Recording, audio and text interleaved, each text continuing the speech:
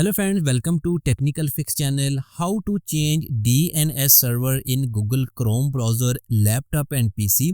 आज की वीडियो में हम बात करेंगे DNS सर्वर के बारे में।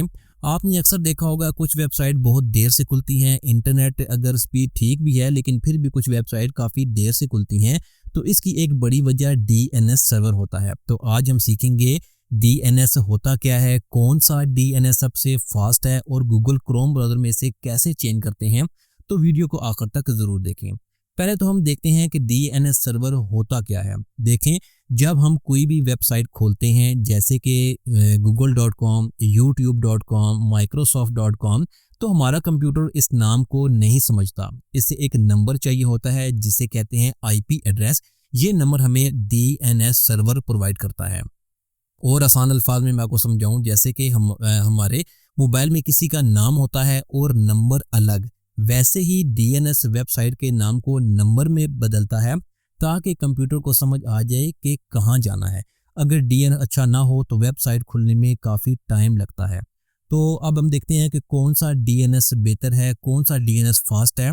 तो सबसे पहले गूगल DNS की बात करते हैं। गूगल का अपना सर्वर है, गूगल का अपना DNS है जो काफ़ी तेज़ है। बहुत ज़्यादा लोग इसे पसंद करते हैं, इसे अपने क्रोम ब्राउज़र में या किसी भी ब्राउज़र में यूज़ करते हैं।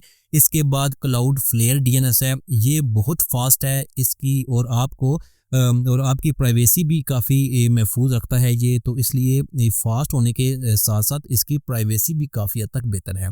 इसके बाद है ओपन DNS, ये भी तेज़ है और सिक्योरिटी के फीचर्स देता है। मेरी राय है कि क्लाउडफ्लेयर DNS आम यूज़र के लिए सबसे तेज़ और बेहतर है। तो गूगल क्रोम ब्राउज़र में देखते हैं कैसे DNS सर्वर को चेंज किया जाता है। तो आपने सबसे पहले गूगल क्रोम ब्राउज़र ओपन करना है।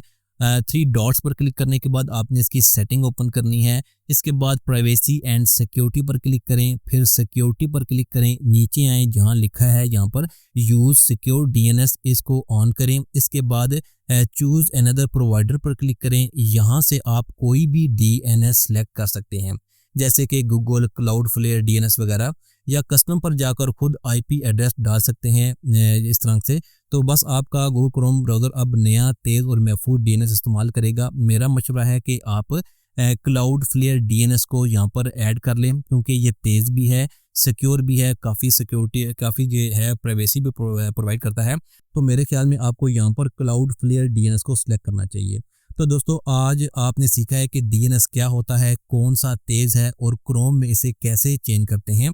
अगर वीडियो अच्छी लगी हो तो चैनल को सब्सक्राइब करें, वीडियो को लाइक करें और कमेंट्स में बताएं कि आप कौन सा DNS यूज़ करते हैं। Thanks for watching this video.